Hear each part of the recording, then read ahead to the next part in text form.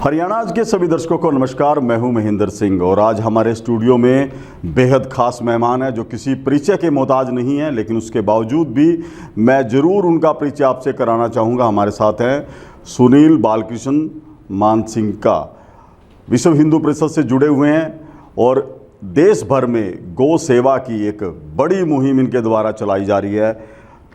मानसिंह जी, बहुत बहुत स्वागत है आपका। और जिस तरह से हरियाणा आज ऐसी शख्सियतों को लेकर जरूर जाता है जो देश के लिए किसी भी क्षेत्र में काम कर रहे हैं, ताकि लोग उनसे जुड़ें और उनकी राह जो उन्होंने तैयार की है उस पर आगे बढ़ सकें। सबसे पहले तो हम और आप, हमारे जो दर्शक हैं, वो यही जानना चाहते हैं कि अब क्या मुहिम है जिससे देश को जुड़ने की ज़रूरत है और जिससे देश जो है हमारी संस्कृति की तरफ लौट सकता है। नमस्कार सभी हरियाणा के दर्शक, और हमारे मोहिंदर जी ने बड़ा अच्छा प्रयास किया।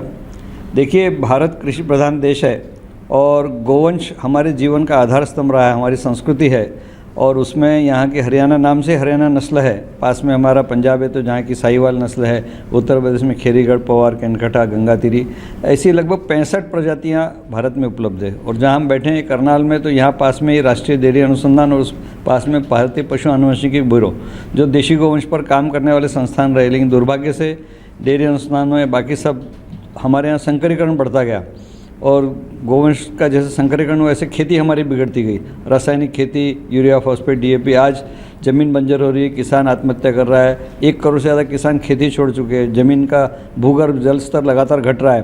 तो ये सारी विभीषिकाएँ गोवंश के न होने से या देशी गोवंश का पालन न करने से हुई है।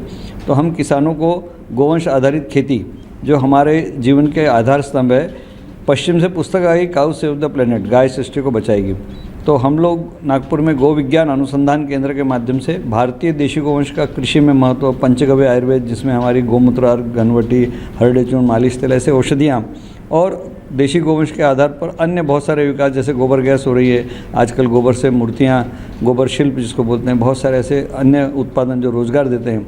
और सबसे ज़्यादा महत्व होगा कि आज पूरे देश में देशी गाय के दूध का महत्व भी साथ साथ बढ़ रहा है, जिसमें A2 नाम का प्रोटीन जो यहाँ से भी शोध कार्य में पाया गया। तो ऐसे कुल मिला के गोवंश का सर्वांग दृष्टि से उपयोग, हमारा देश का चिंतन समग्रता का रहा है। पश्चिम की सोच अधूरी, जिसको रिडक्शनिस्ट थॉट बोलते हैं, तो वो अधूरी चिंतन में उन्होंने गाय को दूध की मशीन ऐसा बता दिया, जबकि हमारे शास्त्र बोल रहे थे गोमय वस्ते लक्ष्मी, गोमूत्र वस्ते गंगा। और हमने गोबर गोमूत्र को विशेष रूप से, और हमारे यहाँ हमारी गौशाला में बहुत बार बिना दूध का गोवंश 900 से भी ज़्यादा होता है। बिना नियमित सरकारी अनुदान के हम 150 से ज़्यादा लोगों को रोज़गार भी दे देते हैं। तो गोबर गोमूत्र के महत्व के कारण गोबर से केचुआ खाद, कीट नियंत्रक, अमृत पानी, गो कृपा अमृतम, तो किसान की कमाई हम 10-10 गुना बढ़ा रहे हैं। पूरे देश में कई राज्यों में काम बढ़ा है, जैसे हमारा एकल विद्यालय, Vanvasi Kalyan Ashram, Gayatripura, art of living, Swaminarayan, ISKCON, कई संस्थान इसमें लगे हैं। साथ साथ में इसके कि गोमूत्र किसानों को समझ में आ गया, तो वो कीट नियंत्रण यानी फसल रक्षा के लिए 70-70 रुपये लीटर भी खरीद रहे हैं। आज सुबह हम लोग पंचकूला क्षेत्र में थे, वहाँ पर जो गुर्जर समाज है, बाकी का समाज, तो वो पहले बेलाई नस्ल पालता नहीं था, अब वो पालन करने के बाद आज के 12-13 वर्ष पहले वहाँ 0 लीटर दूध देशी गोवंश का आ रहा था, आज 8-10 हज़ार लीटर तक पहुँच गया है। तो देशी गोवंश के पालन के माध्यम से समाज समृद्ध हो रहा है, किसान फिर से खेती में पुनर्स्थापित हो रहे हैं, गांव जो उजड़ रहे थे वो गांव फिर से बस रहे हैं।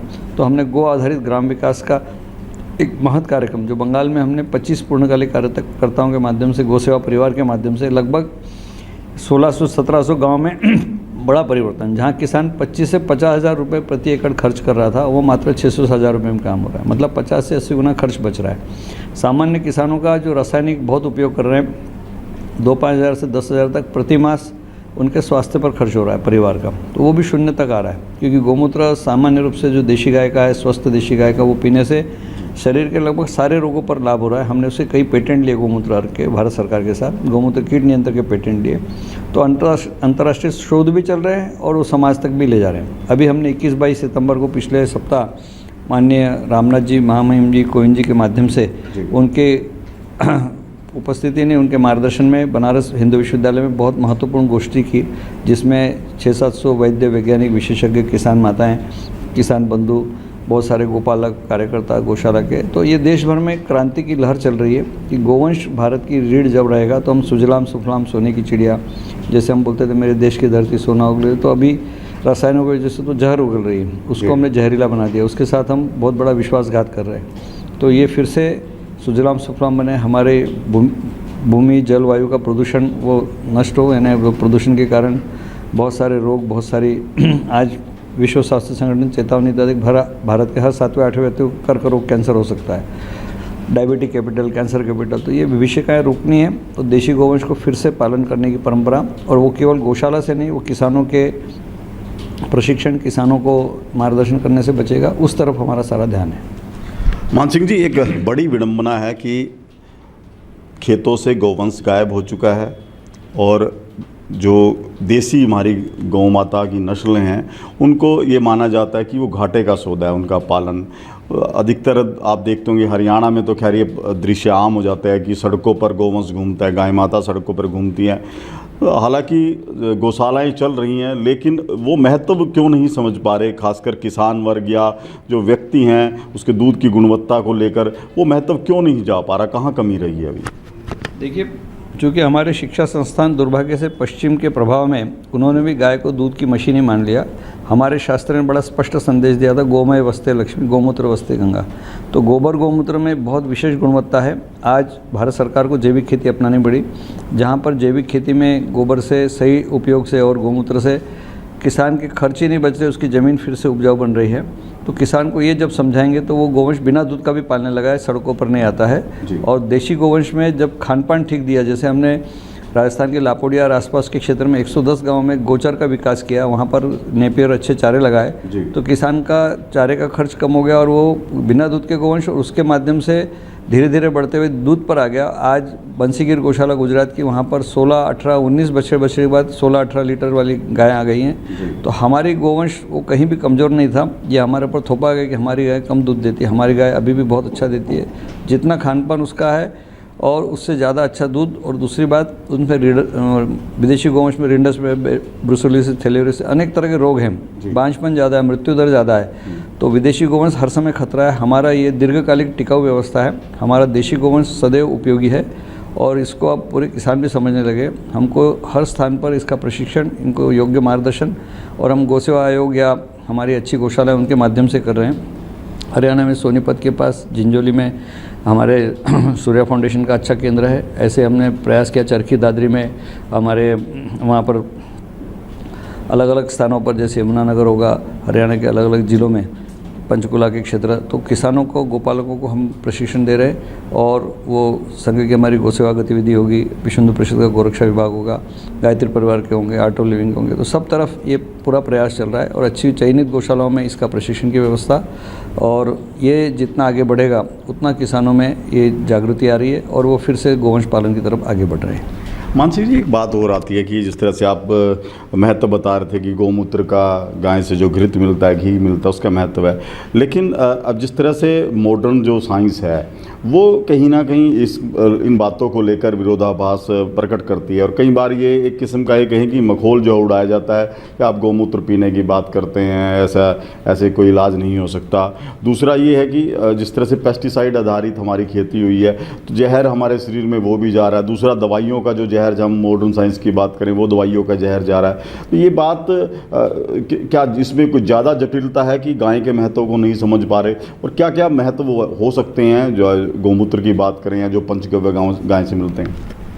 देखिए, देश बहुत बड़ा है, चूँकि हमारी शिक्षा पद्धति दुर्भाग्य से मेघालय आधारित बोलिए, अंग्रेजी पद्धति आधारित ज़्यादा बन गई थी, लेकिन अब पूरा बदल हो रहा है। कोरोना में आपने देखा कि आयुष का काढ़े से लेके सामान्य गिलोय से लेकर अदरक का, गौमूत्र का, सबका महत्व पूरी दुनिया को समझ, केवल भारत को नहीं, सबको समझ में आया। इस समय भारतीय देशी गाय के दूध पर सारे देश में बड़ी क्रांति चल पड़ी है। और पश्चिम के या ये अधूरे ज्ञान वाले तथाकथित वैज्ञानिक या डॉक्टर्स, अब उनकी वो अधूरी बातें या जिनको अज्ञान था, जो भ्रमित कर रहे थे, वो भ्रम अब धीरे धीरे टूट रहा है। हम लोगों ने आयुर्वेद महाविद्यालय, विश्वविद्यालय, जैसे हम हरियाणा की बात करें तो आपकी कृष्णा विश्वविद्यालय में हमारी विषय छोटी संगोष्ठी बोली और उनके साथ वार्तालाप, उसके साथ हमारा अनुबंध भी हो गया।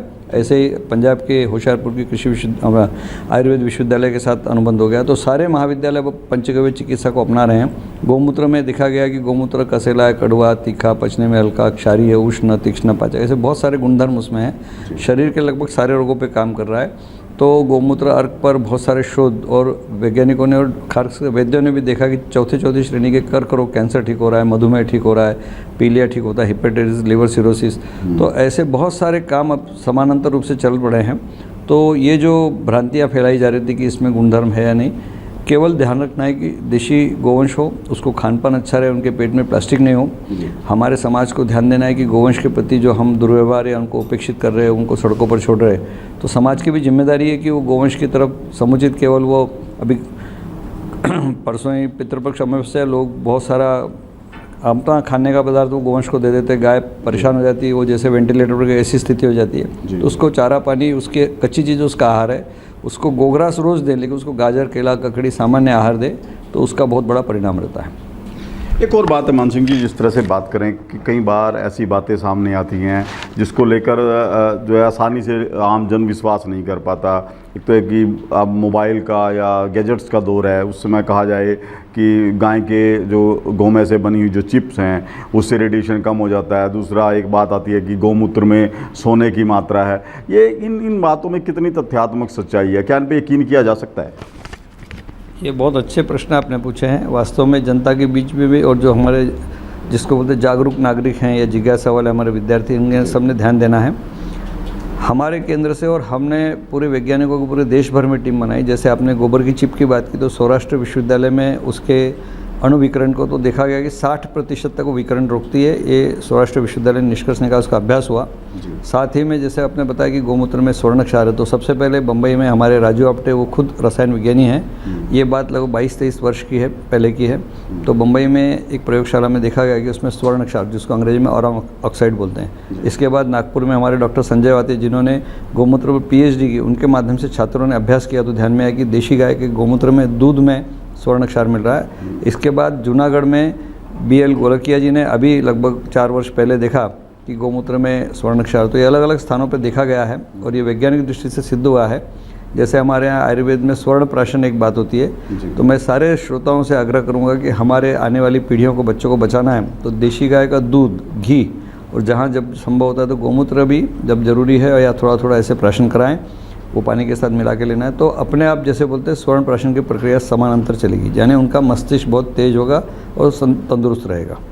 एक आखिरी प्रश्न है मेरा मान सिंह जी आपसे कि अब क्या कुछ ऐसी मुहिम आप लोग चला रहे हैं और किस माध्यम से चला रहे हैं कि जो देश अपनी पुरातन संस्कृति से, अपने पुराने तौर तरीक़ों से भटका है, वो जल्द से जल्द जो है उस परंपरा पर लौट आए? देखिए, हमारे हर कार्य में पूरा वैज्ञानिक उसका, जिसको बोलते हैं विश्लेषण बोलिए या वैज्ञानिकता होती थी। जैसे हमारे यहाँ स्तोत्र मंत्र विज्ञान पुस्तक है, हम संकट नाशन गणेश स्तोत्र कर रहे हैं या हनुमान चालीसा कर रहे हैं या कुछ भी राम रक्षा स्तोत्र कुछ भी कर रहे हैं, तो उसके पीछे गहरा विज्ञान रहा है। जैसे हम ओंकार का उच्चारण करते हैं, उसका नाद होता है। लोगों को पहले लग रहा था, आपके ही प्रदेश से पूज्य रामदेव जी बाबा, उनको बहुत बड़ा धन्यवाद देना पड़ेगा। और लोगों को लग रहा था हाथ पैर उच्चारण की जगह सांस ऊपर नीचे करते, इससे ठीक होगा कि आप पूरे दुनिया योग दिवस मना रही है। आपको सुनकर आनंद होगा कि अमेरिका और कई देशों में पिछले 3-4 वर्षों में काऊ कडलिंग, गाय को गले लगा रहे हैं और 10-15-20 हज़ार तक 2-3 घंटे के दे रहे हैं। तो वो मूर्खों का कार्यक्रम नहीं चल रहा है। गाय के पास जाने से, क्योंकि उसका आभा मंडल ठीक होता है, उसके हमने देखा, हमने रक्तचाप यानी ब्लड प्रेशर के रोगियों में, नागपुर की बात है, वराट पांडे जी, जिनका 250 ऊपर होता था, नीचे 150 कंपन होता था, कोई काम नहीं कर सकते थे। उनको जब गाय को सहलाने के लिए बताया, वो 6 महीने तक करते रहे, उनका 250 का ब्लड प्रेशर 120 पे आ गया, 150 को नीचे का जो था वो 85-90, कई वर्ष तक पूर्ण स्वस्थ रहे, वेरिकोज और कई रोग चले गए। तो ये हज़ारों लोग देश भर में अनुभव कर रहे हैं कि गाय को सहलाने मात्र से रक्तचाप नियंत्रण में आ रहा है, क्योंकि वो गाय देती है, तो उसके आसपास में इतना बड़ा आभा मंडल, और आजकल ऑरा मीटर आ गए, तो गाय की परिक्रमा करने के बाद सबका आभा मंडल बड़ा प्रदीप्त तेज हो रहा है। तो ये हमारी धर्म अध्यात्म की बातें हैं। यानी एक कल भारत की बात नहीं, एक बार आइंस्टीन प्रवास कर रहे थे, उनके समय में तो माला की जाप कर रहे थे, तो किसी ने पूछ लिया कि आप ये दकियानुसी या ये कुछ जिसको बोलते हैं कि कुछ कौन से युग में दुनिया को ले जा रहे हैं, तो तुमने बताया कि धर्म और अध्यात्म, विज्ञान और अध्यात्म का गहरा संबंध है, ये दुनिया को समझने की ज़रूरत है। जैसे शास्त्र बोलता है कि गाय के सुबह दर्शन किए तो सारे पाप नष्ट होते हैं, गाय की परिक्रमा सारे ब्रह्मांड की परिक्रमा है, गाय के चरण रज मस्तक पे लगे तो सारे तीर्थों में स्नान का पुण्य मिलता है। लोग प्रयोग करके देखेंगे तो अपने आप ध्यान में आएगा कि इसके परिणाम उनको मिल रहे हैं। ये लाखों लोग देश में अनुभव कर रहे हैं, जो नित्य गाय को चारा, गाजर, केला, ककड़ी, कुछ कच्ची चीज़ खिला रहे हैं और देशी गोवंश को तो उनके जीवन में आमूलाग्र परिवर्तन आया। उसमें 2 बातें बड़ी महत्व की, जिस भागवत शास्त्र बोलता है गोमूत्र 108 बार लिया तो अंतःकरण शुद्ध होता है। पंचगव्य के बारे में याज्ञवल्क्य स्मृति बोलती है कि पंचगव्य प्राशन किया तो कर्मक्षय होते हैं, यानी पूर्व जन्मकृत हेरिडिटी डिसऑर्डर जिसको बोलेंगे, आनुवंशिक रोगों को नष्ट करने की क्षमता है। तो ये शास्त्र बहुत बहुत गहरे हैं। हम उथला ज्ञान या ऊपरी नहीं सोचे, उसको गहराई में जाएं। और ऐसे अभ्यास जैसे आज हम हरियाणा के, तो हम यहाँ पर लगभग 10 से ज़्यादा आयुर्वेद महाविद्यालय, तो सारे महाविद्यालय के बहुत से प्राध्यापक वैद्य हमारे संपर्क में हैं, काम भी कर रहे हैं। उनको तीव्रता से कार्य की आवश्यकता है, इसको समझें और ये समाज के हित का और पूरी दुनिया का बहुत श्रेष्ठतम कार्य होगा। इसको आगे ले जाने की बहुत ज़्यादा आवश्यकता है। बहुत बहुत धन्यवाद सुनील जी। देखिए, जिस तरह से भारतीय संस्कृति की बात की जाए और जैसा बताया कि धर्म, अध्यात्म और गौ सेवा, ये तीनों पक्ष आपस में जुड़े हुए हैं और भारत को यदि दोबारा से स्वर्णिम युग में जाना है तो उसी पत्ती पर लौटना भी पड़ेगा। बहुत अच्छा प्रयास किया जा रहा है गौ सेवा के क्षेत्र में बात की जाए या आयुर्वेद के पंचगव्य के क्षेत्र में, क्योंकि जिस तरह से हरियाणा के जो भी आयुर्वेदिक कॉलेज हैं उन तक भी ये ज्ञान पहुँचाया जाए ताकि वो शास्त्रों का गहनता से अध्ययन करें और आने वाली भावी पीढ़ी उसी पुरातन संस्कृति से, उसी जो पुरानी पद्धति है हमारी, उससे जुड़े। और गौ सेवा का एक नया जो अध्याय है वो हरियाणा से पूरे देश में शुरू हो, इसी परिकल्पना के साथ ये प्रयास जो है किए जा रहे हैं। हमारी उम्मीद है कि ये पर जो प्रयास हैं वो सार्थक भी सिद्ध होंगे। आप इस खबर को ज़्यादा से ज़्यादा शेयर और लाइक अवश्य करें और अपनी राय ज़रूर दें, क्योंकि जितना ही महत्वपूर्ण बात सुनील मानसिंह जी ने बताई है वो जाहिर सी बात है वो आपके जीवन में भी बदलाव ला सकती है। धन्यवाद।